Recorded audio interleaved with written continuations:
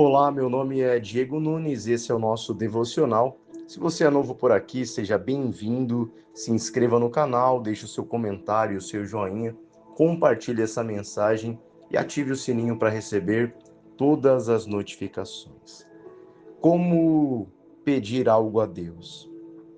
Como faço para demonstrar minha fé em minhas orações? Será que o Senhor está me ouvindo?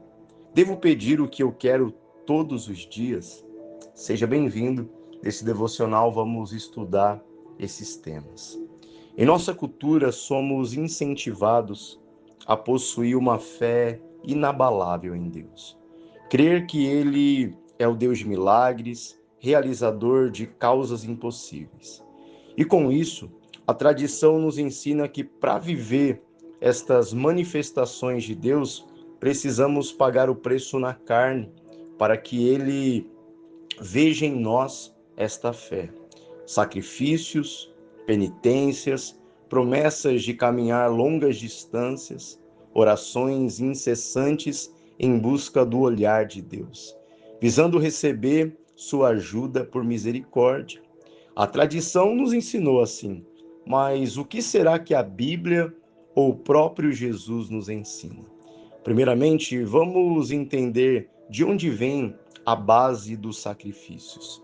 Gênesis capítulo 28, versículo 20, diz: E Jacó fez um voto, dizendo: Se Deus for comigo e me guardar nesta viagem que faço, e me der pão para comer e vestes para vestir, certamente de tudo tirarei o dízimo. Aqui o Jacó havia saído de sua casa por conta da briga com o seu irmão, e ali o Jacó se encontra num deserto, e o Jacó faz um voto: Senhor, se o Senhor cuidar de mim, se o Senhor fazer com que a minha jornada ela seja uma jornada abençoada, que eu volte um dia em segurança para a casa dos meus pais, certamente eu te darei de tudo o dízimo. Em 1 Samuel capítulo 1, versículo 11, e voltou um voto dizendo: Senhor dos exércitos, se benignamente atentares para a aflição da tua serva e de mim te lembrares, e da tua serva te não esqueceres, mas à tua serva deres um filho varão, ao Senhor o darei por todos os dias da sua vida, e sobre a sua cabeça não passará navalha. Falamos aqui do exemplo de Jacó, agora estamos no exemplo de Ana, que não podia ter filhos, vivia uma vida frustrada, era casada com Eucana, e Eucana tinha duas mulheres. Tinha Ana como mulher, como esposa, e tinha Penina. E Penina tinha dado vários filhos a Eucana, mas a Ana, com aquela situação de não poder dar filhos, se via numa situação muito ruim. Além de tudo, Penina ainda muitas vezes brincava com os sentimentos de Ana, dizendo que Ana não servia para ser mulher, ela agia ali como uma rival. Mas um dia Ana se levantou, foi até o sacerdote, foi até Eli, e ali naquele lugar ela faz uma oração. E nessa oração, a Ana, ela diz: Senhor, eu quero fazer um voto. Se o Senhor me der um filho, eu vou te devolver esse filho, para que ele sirva ao Senhor. Outro exemplo, Juízes capítulo 11, versículo 30, diz: E Jefité fez um voto ao Senhor e disse: Se totalmente deres aos filhos de Amon na minha mão aquilo que, saindo da porta de minha casa, me sair ao encontro, voltando eu dos filhos de Amon em paz, isso será do Senhor, e oferecerei em holocausto. Aqui, Jefité faz um voto precipitado ao Senhor. Diferente aqui do voto de Jacó e do voto de Ana, Jefité disse: se o Senhor me der a vitória sobre os filhos de Amon, sobre os amonitas, primeira coisa, quando eu estiver voltando para casa, primeira coisa que sair da porta da minha casa, eu vou te oferecer. E infelizmente ele teve que fazer isso com sua própria filha. Chegando, ele vê aquela cena e isso corta o coração dele. Mas ele tinha feito um voto. Até mesmo aqui nos mostra que fazer votos é algo sério. Não é algo que eu possa ficar prometendo. Mas você percebe que o Antigo Testamento, ele nos dá base para uma vida de sacrifício.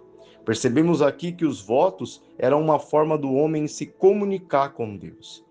E mesmo com uma incidência maior de casos de sacrifícios no Antigo Testamento, observamos que o Senhor não os aceita como unanimidade. Saul, um homem que agia por muitas vezes no automático, ele passa por uma situação difícil e ele se desespera, pede ajuda de Samuel, e Samuel diz: "Olha, espera que eu vou chegar." Mas o Saul era muito impulsivo e o rei trata de oferecer os holocaustos, oferecer os sacrifícios. E quando ele estava oferecendo ali o sacrifício, o Samuel chega. E Samuel, ao ver aquela cena, fala: "O que você está fazendo? Você é rei, você não é sacerdote. Você não deveria estar fazendo o que você fez. Eu disse que viria e estou aqui." Agora, infelizmente, pelo seu ato irresponsável, pela sua ação errada, isso terá consequências ruins. E ali o Senhor pede para que o profeta Samuel, ele repreenda Saul. Dá uma olhada na repreensão que o Samuel trouxe a Saul. 1 Samuel, capítulo 15, versículo 22. Porém Samuel disse: "Tem porventura o Senhor tanto prazer em holocaustos e sacrifícios, como em que se obedeça a palavra do Senhor? Eis que o obedecer é melhor do que o sacrificar, e o atender melhor é do que a gordura de carneiros."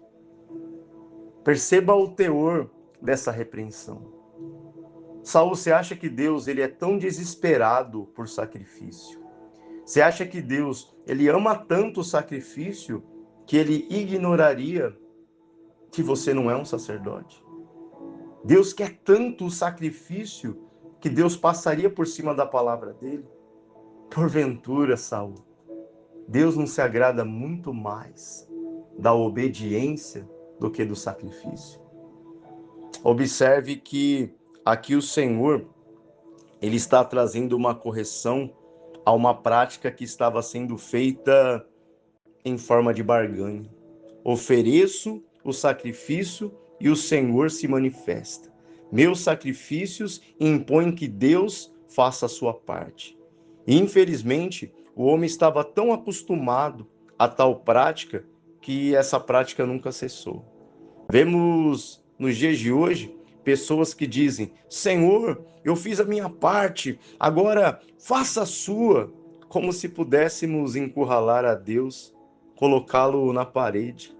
Se o Senhor já expressou a sua vontade em relação ao que ele não quer, que são esses sacrifícios, então o que de fato, trazendo para a nossa vida prática, o que de fato o Senhor quer? Isso nós veremos no próximo devocional. Nós dividiremos esse devocional sobre orações em 3 partes. Então, fique ligado, porque nós temos ainda mais 2 encontros para falar sobre esse assunto. Deus te abençoe e nos encontramos no próximo devocional.